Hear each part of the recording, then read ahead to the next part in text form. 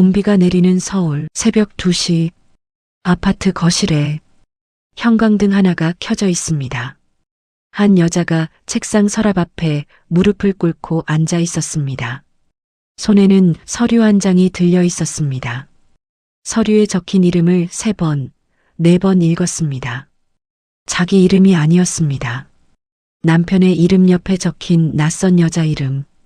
그 순간 정희는 자신이 버려졌다고 믿었습니다. 40년 결혼 생활이 오늘 밤 끝날 수도 있다고 생각했습니다.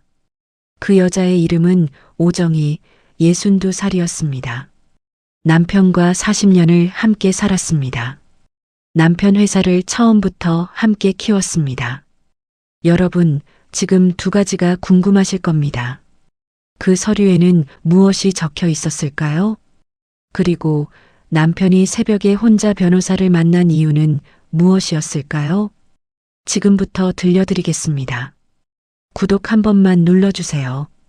바로 시작합니다. 오정희 62세 전업주부. 남편 회사 창업 초기부터 격리와 총무를 혼자 맡았습니다. 서류 한 장 허투루 넘긴 적 없는 사람입니다. 사람들은 그녀를 그냥 사장 아내라고 불렀습니다. 하지만 그 회사에 초석을 놓은 사람은 정이었습니다. 한승우 65세 남편 중견 인테리어 회사 대표 30년간 회사를 키웠습니다. 직원 6명으로 시작해서 지금은 직원이 230명입니다. 그런데 3년 전부터 아내에게 회사 얘기를 끊었습니다. 이유는 아무도 몰랐습니다. 한지수 36세 딸 건축사무소 근무. 부모 사이가 이상하다는 걸 눈치채고 있었지만 말을 꺼내지 못했습니다. 아버지를 좋아하면서도 어머니 편이었습니다. 변호사 이수한 48세 오정희가 딸의 권유로 처음 찾아간 사람입니다. 조용하지만 꼼꼼한 사람입니다. 그리고 사실은 남편 승우가 먼저 찾아갔던 사람이기도 합니다. 이 이야기는 배신에서 시작하는 것처럼 보입니다. 그러나 끝에 가서야 알게 됩니다. 배신이 아니었다는 것을. 그리고 40년이 쌓인 사람이 얼마나 깊이 상대를 알고 있는지를. 두 사람이 처음 만난 건 22살 때였습니다. 1984년 봄이었습니다. 정희는 서울 마포구 작은 봉제 공장에서 격리 일을 하고 있었습니다. 승우는 그 공장 납품업체 영업 직원이었습니다.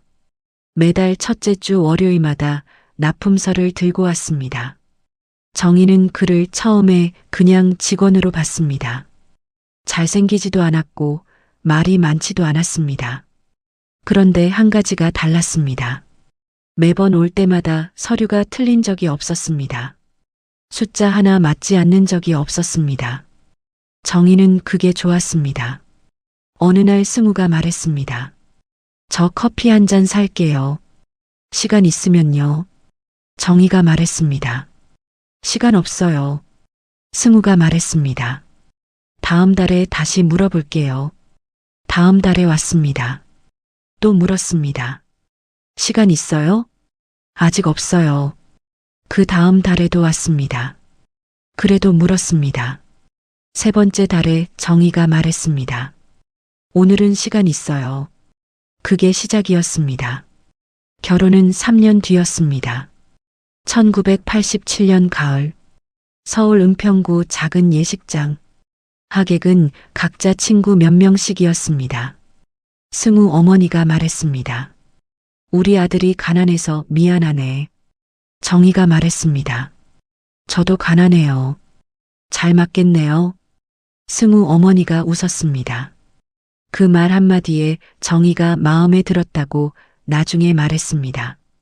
신혼집은 은평구 반지하였습니다. 창문 아래로 사람들 발이 보이는 그 집에서 첫 살림을 시작했습니다. 첫날 밤 승우가 말했습니다. 10년 안에 반드시 이 집에서 나갈게. 정희가 말했습니다. 10년이 뭐예요? 5년이면 되지. 승우가 웃었습니다.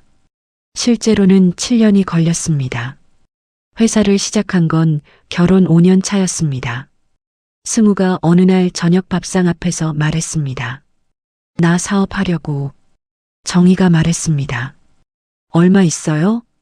승우가 말했습니다. 300만 원. 정희가 말했습니다. 나한테 200만 원 있어요. 합치면 500만 원. 승우가 말했습니다. 그게 전 재산인데.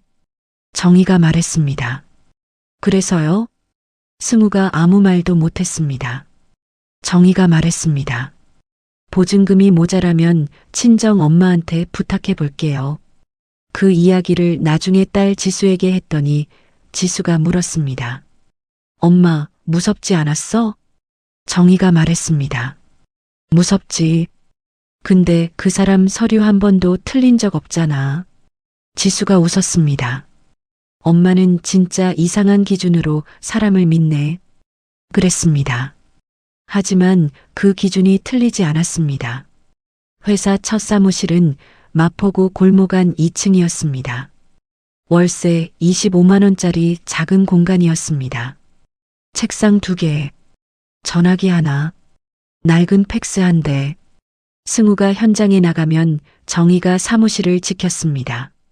전화를 받고 서류를 정리하고 세금 계산서를 발행했습니다.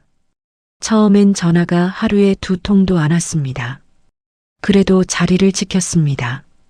점심은 항상 편의점 삼각김밥이었습니다. 2개 사면 하나는 저녁으로 남겨뒀습니다.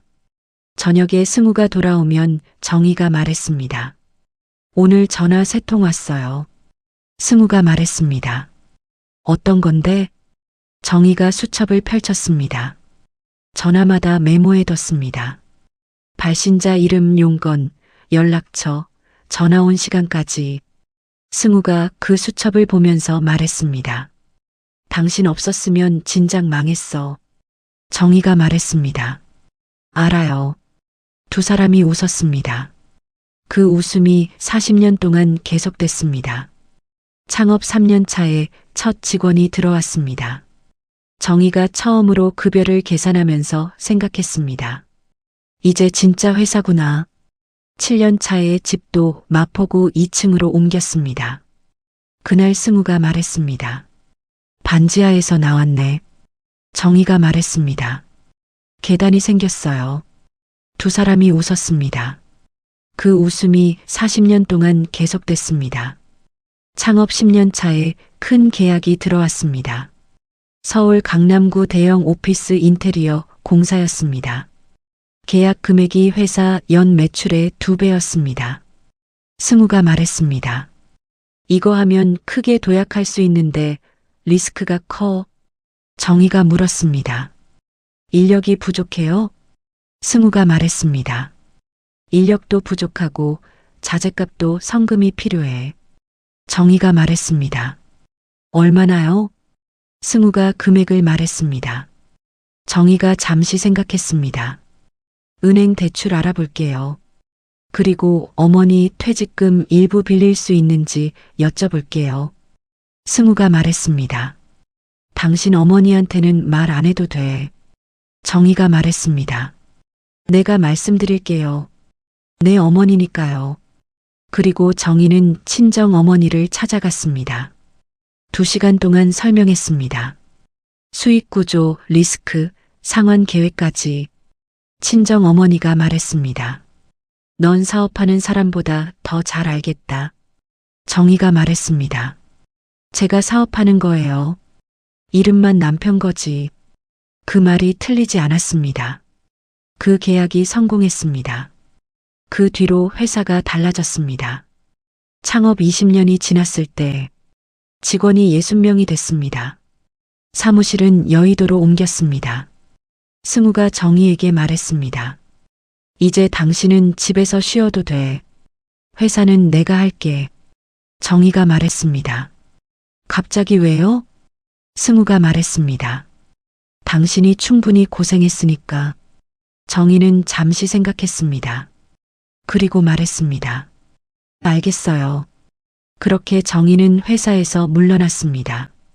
20년 만에. 처음엔 어색했습니다. 아침에 일어나서 갈 곳이 없었습니다. 서류를 보지 않으니 손이 심심했습니다. 전화를 받지 않으니 귀가 허전했습니다. 그래도 집에 있었습니다. 남편이 원했으니까요. 그게 40년을 살아온 사람의 방식이었습니다. 처음 이상하다고 느낀 건 3년 전이었습니다. 겨울이었습니다. 저녁 식사를 마치고 남편이 서재로 들어갔습니다. 그때까지만 해도 이상하다고 생각하지 않았습니다. 원래 일이 많은 사람이었으니까요. 그런데 그날은 달랐습니다. 문을 닫았습니다. 40년 동안 서재 문을 닫은 적이 없었습니다. 서재는 항상 열려 있었습니다. 아이들이 드나들고 정희가 차를 가져다 주던 그 방이었습니다. 그런데 문이 닫혔습니다. 정희는 설거지를 하면서 그 닫힌 문을 바라봤습니다. 이상한 기분이 들었습니다. 1시간쯤 뒤 남편이 나왔습니다. 요즘 회사 일이 많아요? 응. 신경 쓰지 마. 그게 대화의 전부였습니다. 그 다음 날도 저녁이 되면 서재 문이 닫혔습니다. 정희는 처음엔 그냥 뒀습니다. 40년을 함께 살았습니다. 남편이 혼자 있고 싶을 때가 있다는 걸 알았습니다. 그런데 봄이 지나고 여름이 오고 가을이 됐는데도 서재 문은 계속 닫혀 있었습니다. 겨울이 다시 왔습니다. 1년이 지난 것이었습니다. 정희는 어느 날 저녁 서재 앞에 서서 문을 바라봤습니다. 노크를 해야 할까? 40년을 함께 살면서 노크를 해본 적이 없었습니다. 그냥 들어가거나 차를 가져다 주거나 그랬습니다. 그런데 그 문 앞에서 멈췄습니다. 이상했습니다. 닫힌 문 앞에서 들어가도 되는지 모르겠다는 느낌. 40년 만에 처음이었습니다. 정희는 그냥 돌아섰습니다. 다음에 물어보자고 생각했습니다. 그 다음이 오지 않았습니다. 부산에 현장 있어. 언제 와요? 모르겠어. 기다리지 마. 40년을 같이 산 남편이 낯설게 느껴지기 시작했습니다. 왜 그랬을까요? 남편은 왜 갑자기 달라진 걸까요? 딸 지수가 한 번은 이렇게 말했습니다. 엄마, 아빠 요즘 좀 힘들어 보이지 않아? 얼굴이 많이 야위었어. 정희도 알았습니다. 알면서도 묻지 않았습니다. 물으면 괜찮다고 할 사람이었으니까요. 그게 40년을 살아온 사람의 방식이었습니다. 어느 날 저녁 두 사람이 TV를 보고 있었습니다. 남편이 리모컨을 잡으려다가 손을 멈췄습니다. 정희가 봤습니다. 손이 조금 떨렸습니다. 남편이 다시 잡았습니다. 채널을 돌렸습니다. 아무 일도 없는 것처럼. 정희는 그날 밤 화장실에서 거울을 보면서 생각했습니다. 손이 왜 떨렸을까? 피곤한 건가? 나이 들어서 그런 건가? 아니면 그 생각을 끝까지 하지 않았습니다. 무서웠으니까요. 그러던 어느 날 밤, 새벽 1시 남편이 조용히 외출했습니다. 정희는 잠결에 현관 소리를 들었습니다. 일어나 창문으로 내려다봤습니다. 남편이 택시를 타고 있었습니다. 어두운 골목, 빛 속에서 택시가 사라졌습니다. 정희는 창문 앞에 한참 서 있었습니다. 새벽 1시에 혼자 택시를 설명이 되지 않았습니다. 다음 날 아침 남편은 새벽에 나간 얘기를 하지 않았습니다. 아무렇지 않은 얼굴로 밥을 먹었습니다. 정희가 물었습니다. 어제 어디 갔어요? 잠이 안 와서 좀 걸었어. 빗속에서요? 남편이 잠깐 멈췄습니다. 그냥 비 맞으며 걸었어. 개운하더라. 거짓말이었습니다. 정희는 알았습니다. 40년을 살았으니까요. 어떤 말이 진심이고 어떤 말이 둘러대는 말인지 그 사람 목소리에서 바로 알았습니다. 그런데 더 묻지 않았습니다. 이유가 있겠지. 말할 때가 되면 말하겠지. 그게 정희의 방식이었습니다. 그게 맞는 방식이라고 생각했습니다. 왜 그랬을까요? 남편은 왜 새벽에 혼자 나갔을까요? 일주일 뒤 딸 지수가 우연히 말했습니다. 엄마, 요즘 아빠가 법무법인에 자주 다니신다고 하던데. 회사 일로? 정희의 손이 멈췄습니다. 법무법인. 남편은 40년 동안 변호사를 찾아간 적이 없었습니다. 회사 계약은 항상 둘이 함께 봤습니다. 어떤 서류도 정의 눈을 거치지 않은 게 없었습니다. 그런데 혼자 갔습니다. 새벽에 정희가 물었습니다. 어떻게 알았어? 지수가 말했습니다.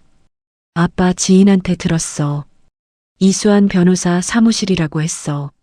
정희는 그 이름을 수첩에 적었습니다. 이수환. 그날 밤 남편이 출장을 떠났습니다. 3박 4일이라고 했습니다. 정희는 배웅하고 돌아서서 아파트 문을 닫았습니다. 집안이 조용했습니다. 설거지를 했습니다. 빨래를 넣었습니다. 거실을 닦았습니다. 남편이 없을 때 정희가 하는 것들이었습니다. 그러고 나면 할 일이 없었습니다. 예전엔 달랐습니다. 남편이 출장 가면 정희가 사무실 서류를 챙겼습니다. 밀린 세금 계산서를 정리하고 다음 달 일정을 잡았습니다. 그런데 이제는 그 서류들이 없었습니다. 정희는 그 빈 시간 동안 서재 앞에 섰습니다. 문손잡이를 잡았습니다. 40년 동안 닫힌 문을 열어본 적이 없었습니다. 열어도 된다고 생각한 적도 없었습니다. 그런데 그날은 달랐습니다. 손잡이를 돌렸습니다. 문이 열렸습니다. 서재 안은 정돈돼 있었습니다. 책상 위는 깔끔했습니다. 컵 하나, 볼펜 2자루, 창가에 놓인 화분 하나. 정희가 예전에 사다 준 것이었습니다. 물을 줬습니다. 말라 있었습니다. 정희는 그 화분을 잠시 바라봤습니다. 물을 주지 못했다는 걸 혼자 알고 있었겠구나. 서랍을 열었습니다. 두꺼운 서류 봉투가 있었습니다. 법무법인 봉투였습니다. 이수환 법무법인. 손이 떨렸습니다. 봉투를 열었습니다. 서류 첫 장. 굵은 글씨로 제목이 적혀 있었습니다. 주식 양도 계약서. 그리고 양수인 이름칸에 낯선 이름이 있었습니다. 강민지. 35세. 정희는 그 이름을 3번 읽었습니다. 4번 읽었습니다.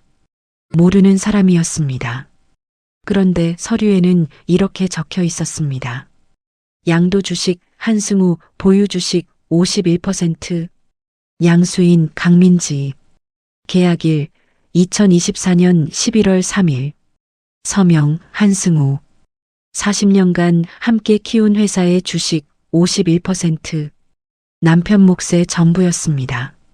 모르는 여자에게 넘기려 하고 있었습니다. 정희는 그 자리에서 한동안 움직이지 못했습니다. 배신. 그 단어가 머릿속에 맴돌았습니다. 여기서 끝난 줄 알았죠. 그런데 이제부터가 진짜입니다. 정희는 서류 봉투를 원래 자리에 다시 넣었습니다.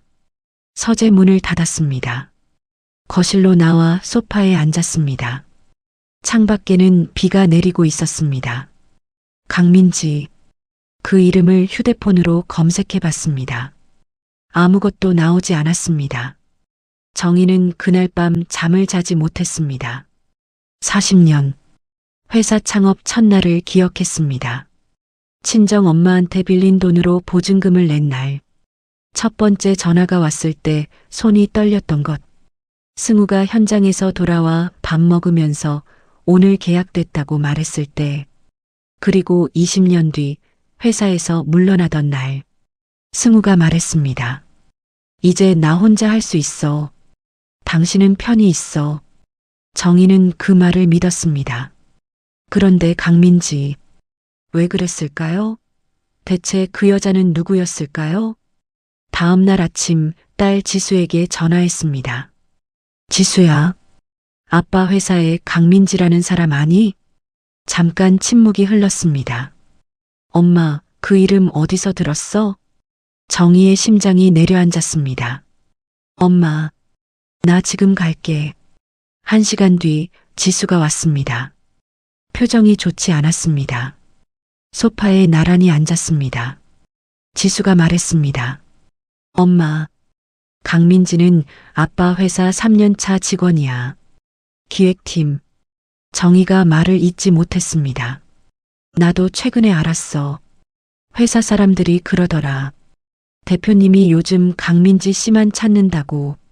출장 일정도 항상 둘이 겹친다고. 지수가 잠깐 멈췄습니다. 나는 그냥 일 때문인 줄 알았어. 믿고 싶었던 거겠지. 근데 서류까지 나왔다면. 지수가 말을 끝맺지 못했습니다. 두 사람이 잠시 말이 없었습니다. 정희의 머릿속에서 장면들이 겹쳤습니다. 새벽 택시, 닫힌 서재문, 부산, 대전, 광주, 제주, 그리고 강민지. 아무리 맞춰봐도 설명이 됐습니다. 아무리 맞춰봐도 설명하고 싶지 않은 방향으로 지수가 조용히 말했습니다. 엄마, 서랍에 서류 있었어? 정희가 고개를 끄덕였습니다. 지수가 길게 숨을 내쉬었습니다. 엄마, 아빠한테 직접 물어볼 거야?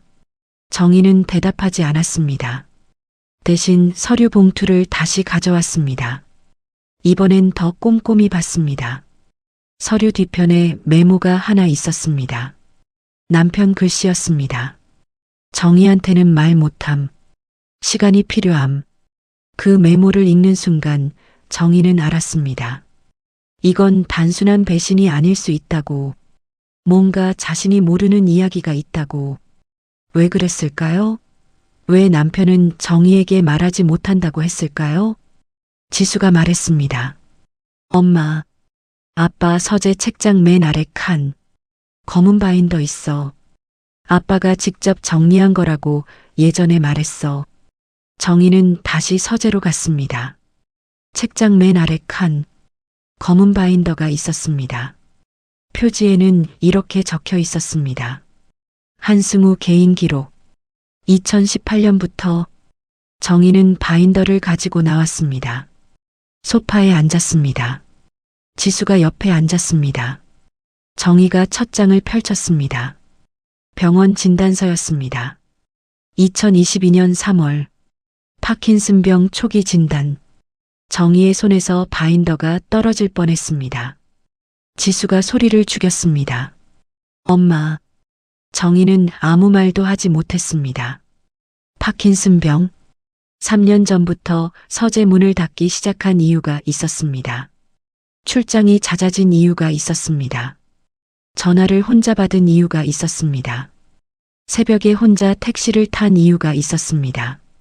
TV 리모컨을 잡다가 손이 멈췄던 그 저녁의 이유가 있었습니다. 남편은 혼자 알고 있었습니다. 3년 동안. 그런데 왜 정희에게 말하지 않았을까요? 정희는 두 번째 장을 펼쳤습니다. 남편 손글씨였습니다. 2022년 4월의 기록이었습니다. 정희한테 말하면 안 된다. 저 사람은 내가 아프다는 걸 알면 자기 인생을 다 버리고 나만 본다. 그러면 안 된다. 정희는 이미 40년을 나한테 바쳤다. 더 이상은 안 된다. 회사는 내가 정리해야 한다. 정희 몫은 내가 따로 챙겨놓을 거다. 그게 내가 할 수 있는 마지막 일이다. 정희는 읽기를 멈췄습니다. 지수가 엄마 손을 잡았습니다. 두 사람이 한참 아무 말도 하지 않았습니다. 창밖에는 봄비가 계속 내리고 있었습니다. 배신이라고 생각했습니다.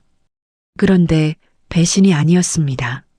남편은 아내를 걱정하고 있었습니다.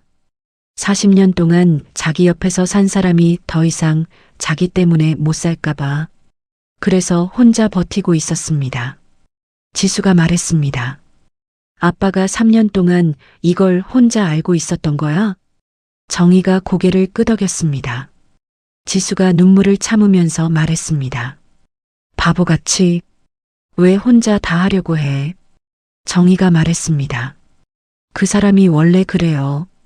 지수가 말했습니다. 엄마는 화 안 나? 정희가 잠시 생각했습니다. 화가 나야 하는데. 그런데 화보다 다른 게 먼저 들어왔습니다. 그게 뭔지 정희는 말로 설명하기 어려웠습니다. 그냥 이 사람을 40년 동안 알고 살았는데 아직도 모르는 부분이 있었다는 것. 그리고 그 모르는 부분이 자신을 위한 것이었다는 것. 그렇다면 강민지는 대체 무엇을 받은 걸까요? 이 바인더 한 권이 모든 걸 뒤집습니다. 바인더를 더 넘겼습니다. 세 번째 장, 법무법인 검토 메모였습니다. 지분 이전 구조, 변호사 이수한 검토안이라고 적혀 있었습니다. 바인더를 더 넘겼습니다. 세 번째 장, 법무법인 검토 메모였습니다. 지분 이전 구조, 변호사 이수한 검토안이라고 적혀 있었습니다. 1단계, 승우 보유 51%를 강민지 명의로 신탁. 강민지는 실소유자가 아닙니다. 관리인 역할입니다. 2단계, 정희 명의 별도 계좌로 수익 배당 매년 지급. 3단계, 승우 사망 또는 판단 불능 시 전체 지분 오정희에게 자동 귀속. 정희는 읽기를 멈췄습니다. 강민지는 진짜 주인이 아니었습니다. 남편이 판단 능력을 잃어가는 과정에서 회사를 안전하게 지키는 관리인이었습니다. 그리고 지분의 최종 목적지는 정희였습니다. 지수가 말했습니다. 아빠가 엄마한테 회사 남겨놓으려고 한 거야? 그렇습니다. 남편은 자신이 판단 능력을 잃기 전에 아내가 아무것도 모르는 상태에서 누군가에게 빼앗기지 않도록 법적으로 묶어두고 있었습니다. 강민지는 그 구조를 실행하기 위해 신뢰할 수 있는 직원으로 선택된 사람이었습니다.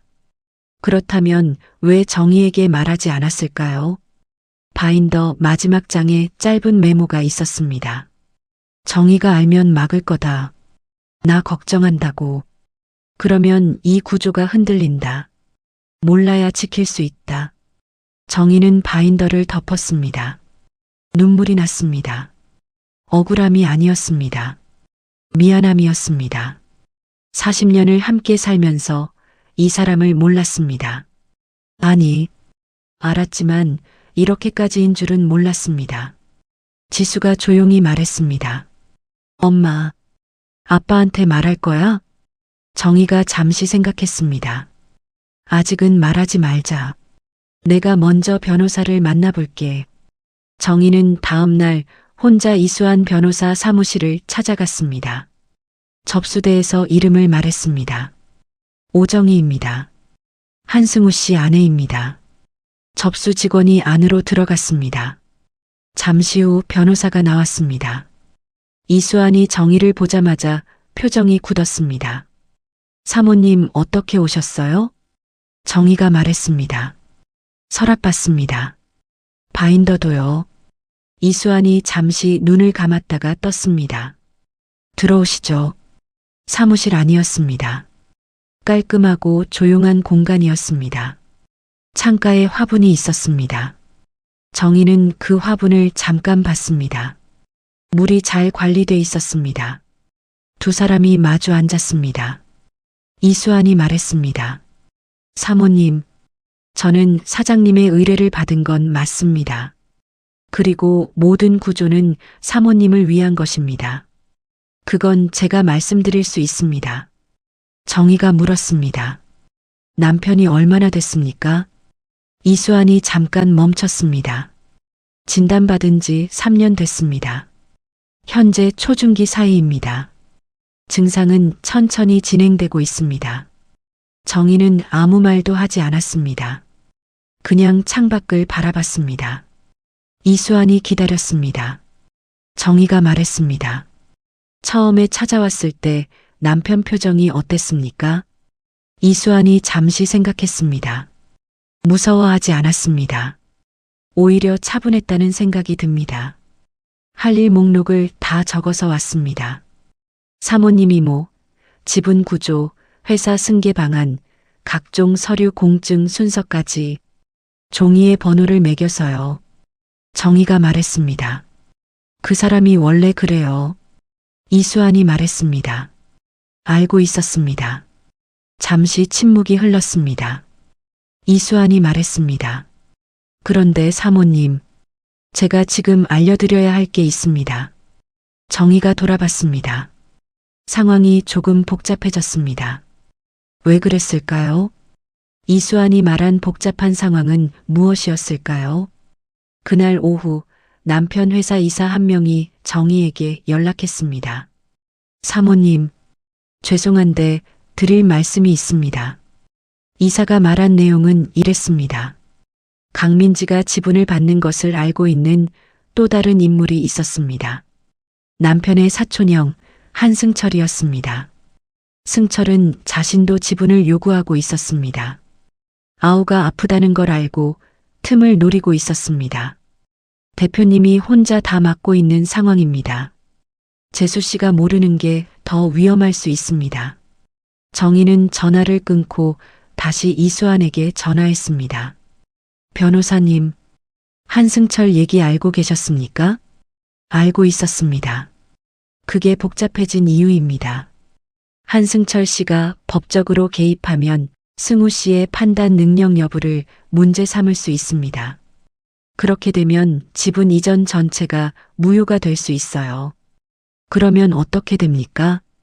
정희 씨가 직접 나서야 합니다. 정희는 딸 지수와 함께 다시 이수환 사무실을 찾아갔습니다. 세 사람이 마주 앉았습니다. 이수환이 설명했습니다. 한승철 씨가 노리는 건 이겁니다. 지금 사장님이 병이 있다는 걸 이용해서 계약 당시 판단 능력이 없었다고 주장하면 강민지 씨와의 명예 신탁 계약 자체를 무효로 만들 수 있습니다. 그렇게 되면요. 그렇게 되면 지분이 공중에 뜹니다. 그 과정에서 한승철 씨가 지분 청구를 할 수 있어요. 지수가 말했습니다. 그러면 엄마는요? 그게 문제입니다. 명예 신탁 구조가 무너지면 사모님께 자동 귀속되는 조항도 같이 무너집니다. 정희가 조용히 물었습니다. 제가 직접 나선다는 게 무슨 뜻입니까? 이수환이 서류를 꺼냈습니다. 사모님, 2018년에 사장님이 사모님 명의로 만들어준 주식 기억하십니까? 정희가 고개를 저었습니다. 2018년에 창립 20주년 기념으로 사모님 명의로 주식 15%를 설정했습니다. 당시 사모님이 서명하셨어요. 정희가 생각했습니다. 기억이 났습니다. 남편이 서류를 가져와서 여기 서명해달라고 했습니다. 뭔지 묻지 않고 서명했습니다. 40년을 살면서 그 사람이 가져오는 서류에 의심한 적이 없었으니까요. 그게 주식이었습니까? 네. 지분 15%. 그리고 그 주식이 지금도 사모님 명의로 그대로 있습니다. 왜 그랬을까요? 남편은 왜 그 주식을 그대로 뒀을까요? 이수환이 말했습니다. 사장님이 일부러 남겨둔 겁니다. 긴급 상황 때 사모님이 직접 주주로서 권한을 행사하시라고요. 정희가 물었습니다. 그럼 제가 지금 뭘 할 수 있습니까? 주주총회 소집을 요청할 수 있습니다. 15% 주주로서 임시 주주총회를 열 수 있어요. 거기서 한승철 씨의 개입을 법적으로 막을 수 있습니다. 지수가 말했습니다. 엄마, 할 수 있어? 정희가 이수환을 바라봤습니다. 도와주시겠습니까? 네. 그래서 기다리고 있었습니다. 그날 밤 남편이 출장에서 돌아왔습니다. 정희는 아무 말도 하지 않았습니다. 밥을 차렸습니다. 두 사람이 마주 앉아 밥을 먹었습니다. 남편의 손이 조금 떨렸습니다. 정희는 모른 척했습니다. 40년 동안 알면서 모르는 척하는 법을 배웠습니다. 밥을 다 먹고 남편이 서재로 들어갔습니다. 정희는 설거지를 하면서 생각했습니다. 이 사람이 3년 동안 혼자 버텼구나. 회사 걱정, 아내 걱정, 자신의 몸 걱정을 혼자 했습니다. 그 무게가 얼마나 무거웠을까요? 설거지를 마치고 정희는 조용히 서재 문을 두드렸습니다. 남편이 말했습니다. 왜? 차 가져왔어요. 문이 열렸습니다. 정희가 차를 내려놓고 돌아섰습니다. 남편이 말했습니다. 고마워. 정희가 말했습니다. 40년 동안 고맙다는 말 안 했잖아요.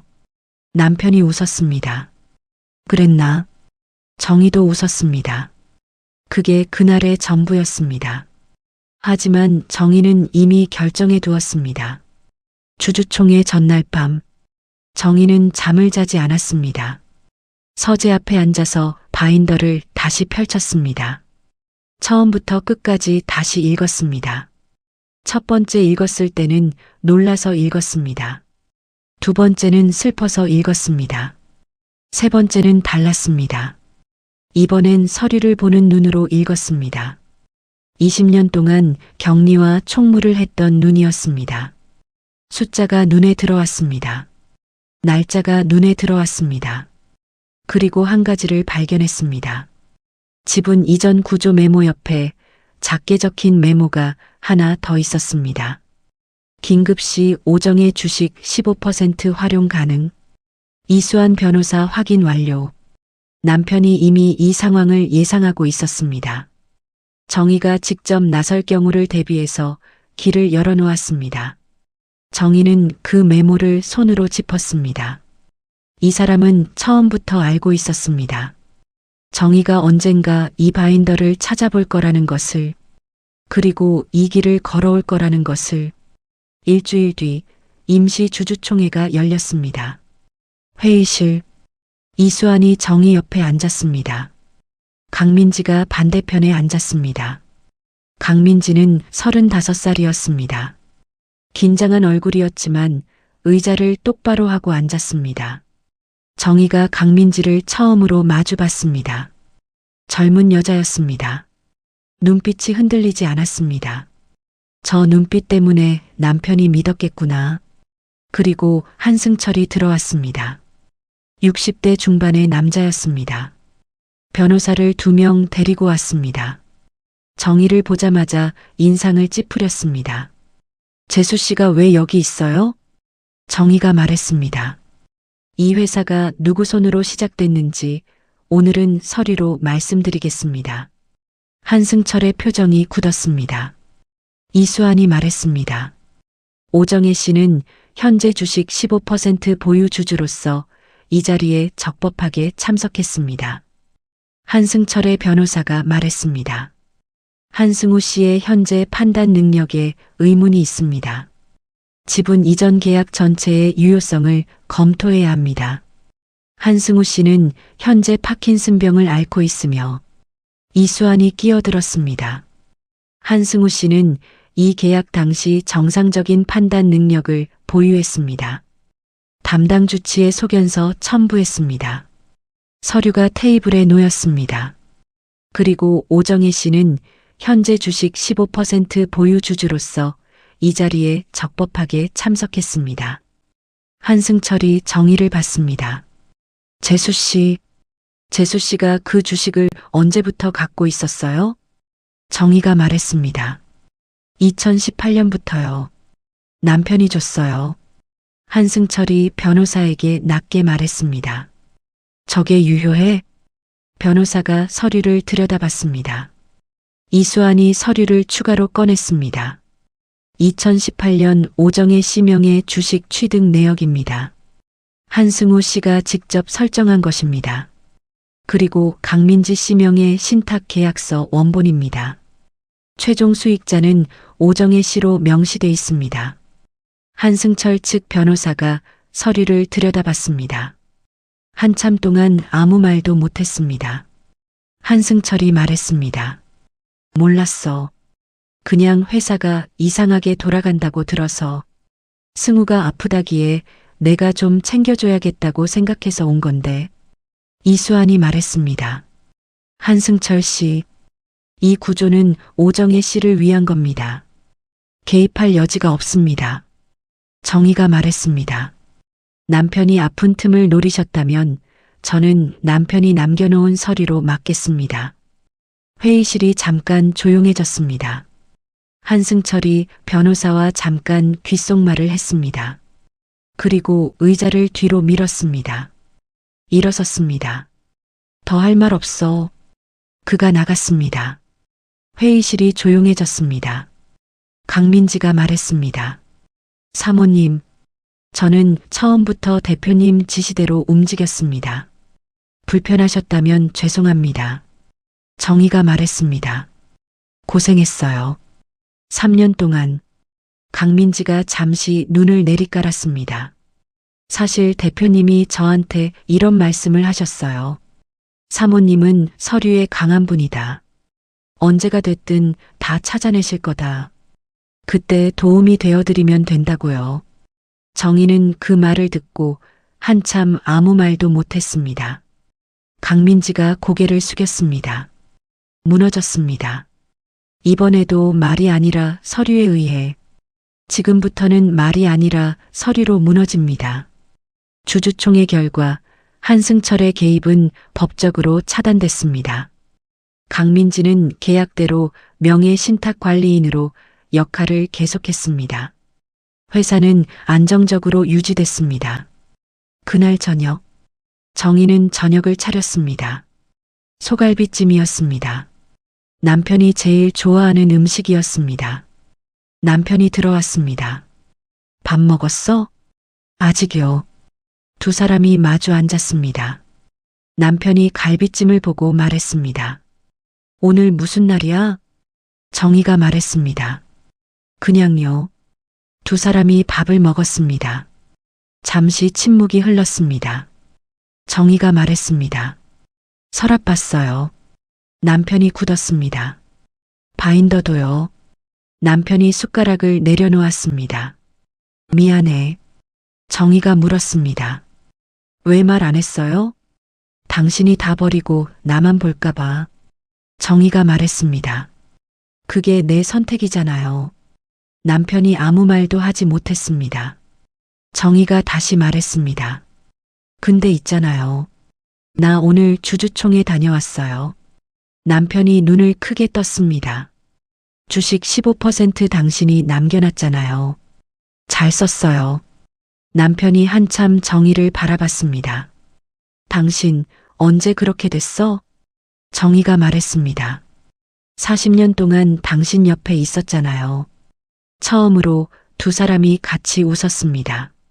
그날 밤 두 사람은 오랜만에 나란히 앉아 차를 마셨습니다. 남편이 말했습니다. 무섭지 않았어? 정희가 말했습니다. 무서웠죠. 근데 당신이 3년 동안 혼자 무서웠잖아요. 남편이 잠시 창밖을 봤습니다. 나는 당신이 내가 없어도 잘 살았으면 했어. 정희가 말했습니다. 나는 당신이 없어도 살 수 있어요. 근데 당신이 혼자 아픈 건 싫어요. 남편이 아무 말도 하지 않았습니다. 정희가 말했습니다.